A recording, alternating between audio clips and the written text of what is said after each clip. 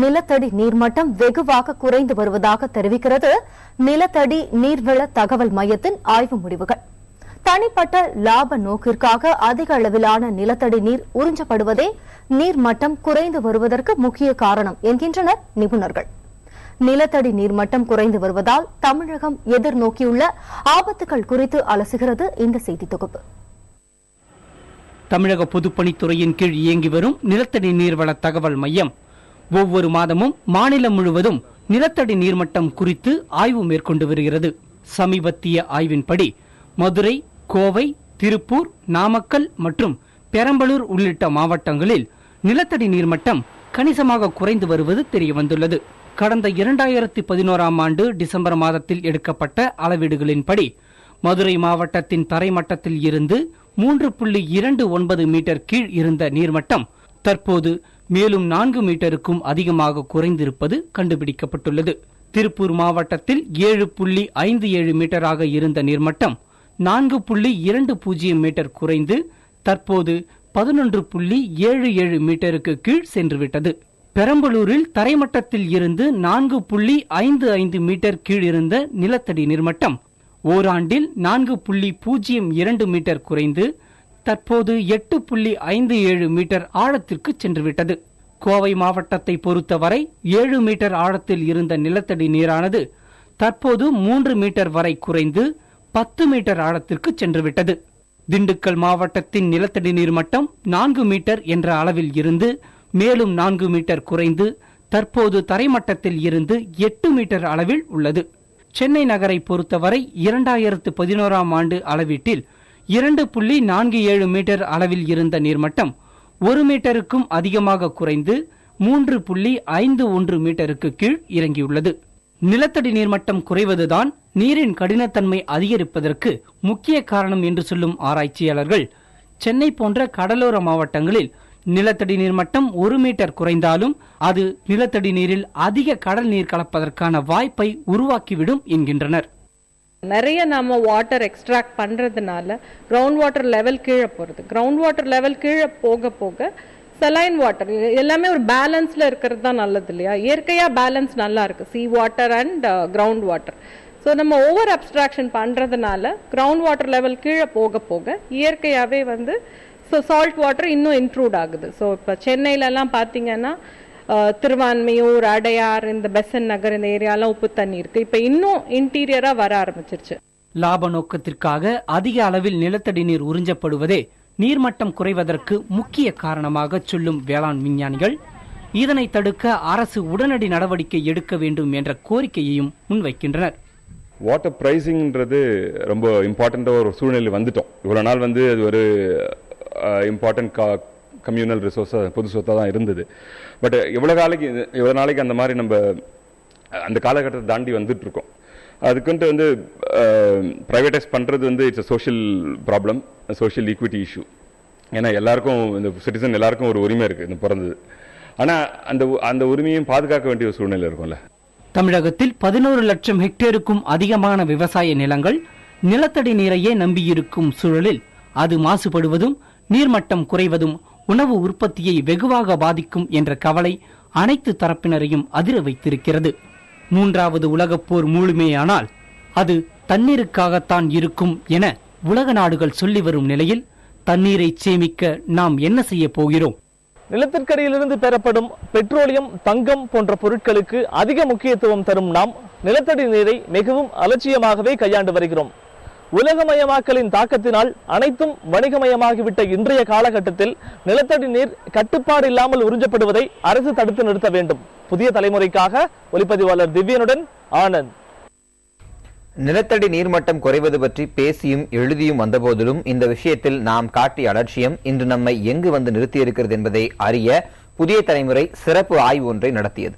தேர்ந்தெடுக்கப்பட்ட ஒரு சில மாவட்டங்களில் நிலத்தடி தண்ணீரை ஆய்வுக்கு எடுத்துக்கொண்ட போது நமக்கு கிடைத்த அதிர்ச்சி தகவல்களை இங்கே பதிவு செய்துள்ளோம். உலக தண்ணீர் வாரம் கடைபிடிக்கப்பட்டு வரும் இந்த வேளையில் நிலத்தடி நீரில் மாசு அதிகரித்துக் கொண்டிருப்பது பற்றி உங்களுக்கு தெரியுமா? அதை தெரிந்து கொள்வதற்காக களத்தில் இறங்கியது புதிய தலைமுறை. சென்னை மட்டுமல்லாது சில மாவட்டங்களில் இருந்தும் நிலத்தடி நீரை சேகரித்த நமது செய்தியாளர் குழு அதனை ஆய்வுக்கு உட்படுத்தியது. சென்னை துறைப்பாக்கம் பகுதியில் எடுக்கப்பட்ட 1 லிட்டர் தண்ணீரில் 1000 மில்லிகிராம் மட்டுமே இருக்க வேண்டிய குளோரைடின் அளவு 10 மடங்கு அதிகரித்து 10,400 மில்லிகிராமாக இருந்தது. இங்குள்ள நிலத்தடி நீரில் குறைந்த அளவு இருக்க வேண்டிய சல்பேட்டின் அளவும் 17 மடங்குகள் அதிகரித்து இருந்தது. மேலும் இந்த தண்ணீரில் அதிகபட்சம் 2000 மில்லிகிராம் மட்டுமே இருக்க வேண்டிய கலக்கப்பட்ட திடப்பொருட்கள் 22,080 மில்லிகிராமாக உள்ளது. மொத்தத்தில் இங்குள்ள நிலத்தடி நீர் அதிக தாதுக்கள் நிறைந்து குடிக்கும் தரத்தை இழந்துவிட்டது என்பதே நமது ஆய்வின் முடிவில் கிடைத்த தகவல். இது இவ்வாறு இருக்க வடசென்னை பகுதியில் எடுக்கப்பட்ட நிலத்தடி நீரில் சுற்றுச்சூழலை பெரிதும் பாதிக்கக்கூடிய நைட்ரஜன் இருப்பது உறுதி செய்யப்பட்டுள்ளது. பெட்ரோல் பைப்லைன்களில் ஏற்படும் கசிவே இதற்கு காரணமாக சொல்லப்படுகிறது. சென்னையில் ஓரளவு ஆறுதல் அளித்தது மத்திய சென்னையின் நிலத்தடி நீர்தான்.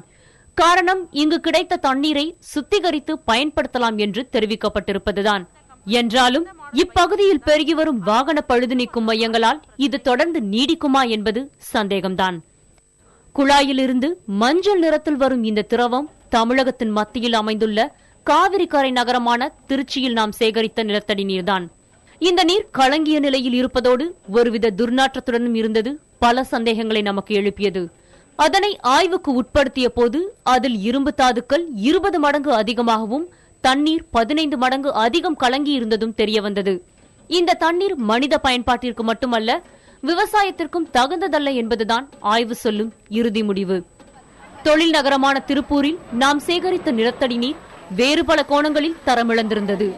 குடித்தண்ணீரில் இருக்க வேண்டிய கனிம தாதுக்கள் இங்குள்ள தண்ணீரில் மிக குறைந்த அளவிலேயே இருப்பதால் இது போதிய சத்துக்கள் இல்லாமல் உள்ளது.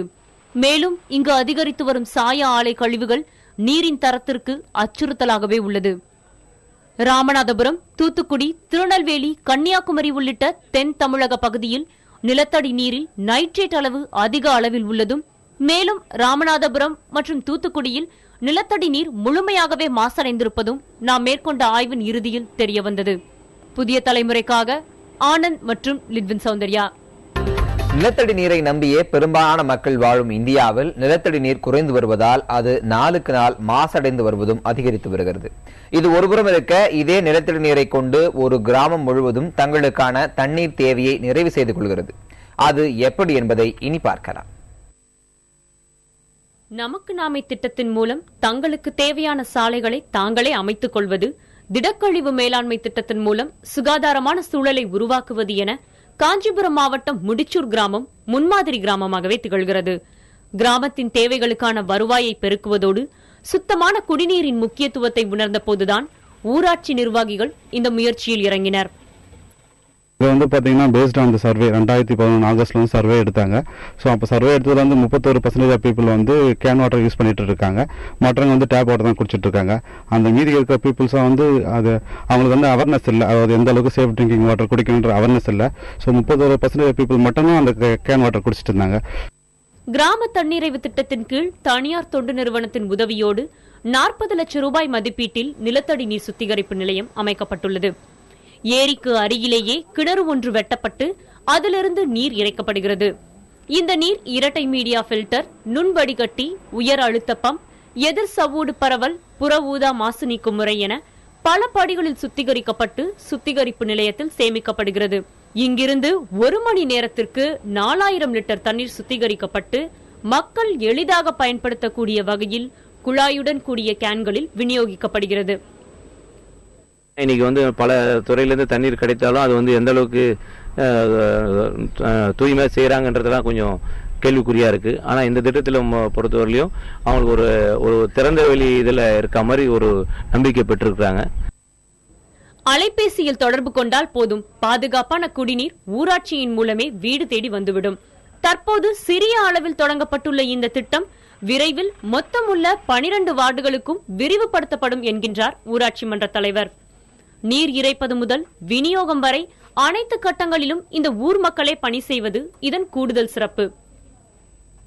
கேன் வாட்டருங்கும் போது வெளியில வாங்குறோம், ஏதோ தெரியாம குடிக்கிறோம். ஆனா இங்க வந்தோடனே எல்லாமே பாதுகாப்பா சுத்திகரிக்கப்பட்டு கைக்கு கண்ணுக்கு நேரவே எல்லாமே பார்த்து நாங்களே கேன்லாம் வாஷ் பண்ணி தண்ணி பிடிச்சி பாதுகாப்பாகவும் எல்லாருக்கும் அனுப்புறோம். அதே சமயத்தில் அந்த தண்ணி நாங்களும் குடிக்கிறோம். ஊருக்குள்ளேயே அமைக்கப்பட்டுள்ள இந்த சுத்திகரிப்பு நிலையத்தின் மீது நம்பிக்கை வைத்துள்ள இக்கிராம மக்கள் இந்த தண்ணீரை விரும்பி பயன்படுத்துகின்றனர். நான் 25 ரூபா கொடுத்து மினரல் வாட்டர் வாங்கிட்டு இருந்தேன். இப்போ நம்ம ஊராட்சியில் 12 ரூபாய் தண்ணி கொடுக்குறாங்க. 25 ரூபா கொடுத்து வாங்கினதோட 12 ரூபா தண்ணி ரொம்ப டேஸ்ட்டாக நல்லா இருக்கு. இப்போ அது 15 ரூபா நம்மளுக்கு சேவ் ஆகுது. அதனால இந்த ஊராட்சிக்கு நம்ம பைசா ஊராட்சிக்கே போறதுனால நமக்கே அது திரும்பி வருது. மேலும் ரிவர்ஸ் ஆஸ்மாசிஸ் எனப்படும் எதிர் சவ்வூடு பரவல் முறையில் கழிவாக வெளியேற்றப்படும் 1/3 பங்கு தண்ணீரையும் இவர்கள் விட்டு வைக்கவில்லை. அந்த வாட்டர் என்ன பண்ணுவோம் கேட்டீங்கன்னா அங்கே ஆர்கானிக் ஃபார்ம் வச்சிருக்கோம். ஆர்கானிக் ஃபார்ம்ஸ் கார்டனிங்ஸ் இருக்கு, வாழைத்தோப்புலாம் இருக்குங்க. ஸோ இந்த வாட்டர் ஆர்கானிக் ஃபார்ம்ஸ்க்கு யூஸ் பண்ணிட்டு இருக்கோம், ப்ளஸ் இந்த வாழைத்தோப்புக்காக யூஸ் பண்ணிட்டு இருக்கோம். ஸோ இந்த வேஸ்ட் வாட்டர்ல வரக்கூடிய, அதாவது இந்த காய்கறிகள் மூலியமாவோ இந்த பழங்கள் மூலியமா கூட வரக்கூடிய வருமானத்தை வச்சு இந்த பிளான்ட்டை ஆப்ரேஷன் செலவுக்காக நீட் அவுட் பண்ணலான்னு இருக்கோம். தங்களுக்கு கிடைக்கும் நிலத்தடி நீரை முறையாக சுத்திகரித்து தங்களின் நீர் தேவைகளை பூர்த்தி செய்து கொள்ளும் முடிச்சூர் கிராமத்தை போல நிலத்தடி நீர் முற்றிலும் மாசுபட்டிருப்பதாக கூறப்படும் ராமநாதபுரம், தூத்துக்குடி மாவட்ட மக்களும் இதுபோன்ற திட்டங்களை செயல்படுத்தினால் நிலத்தடி நீரை பாதுகாக்க முடியும் என்பதில் ஐயமில்லை. புதிய தலைமுறைக்காக ஒளிப்பதிவாளர் ஏர்னஸ்டுடன் லிட்வின் சௌந்தர்யா.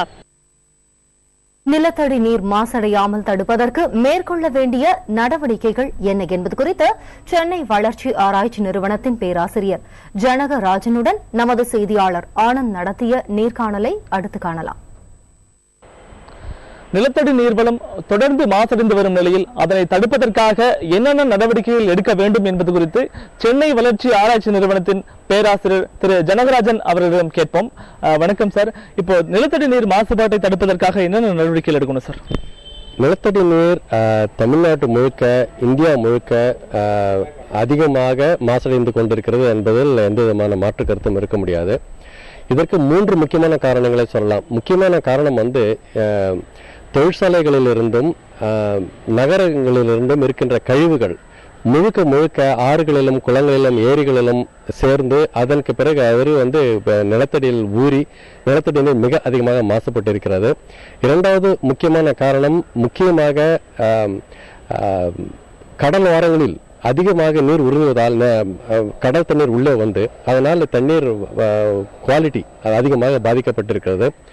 மூன்றாவது அதிகமான தண்ணீரை போட்டி போட்டுக்கொண்டு நிலத்தடி நீரை நாம் உறிஞ்சு கொண்டிருக்கிறோம். இவ்வாறு உறிஞ்சு கொண்டிருக்கும் போது இயற்கையாகவே அந்த நிலத்தடி நீரின் வளமும் அதனுடைய குணமும் மாறுபட்டு நமக்கு மிகுந்த வருத்தத்தை கொடுத்து கொண்டிருக்கிறது. இதனை தடுப்பதற்கு நாம் செய்ய வேண்டியது முக்கியமான காரணம் என்னவென்றால், அதிகமான அளவு நாம் எந்த அளவுக்கு தண்ணீரை உறிஞ்சுகின்றோமோ அந்த அளவுக்கு நாம் தண்ணீரை மறுபடியும் நிலத்திற்குள் செலுத்த வேண்டும்.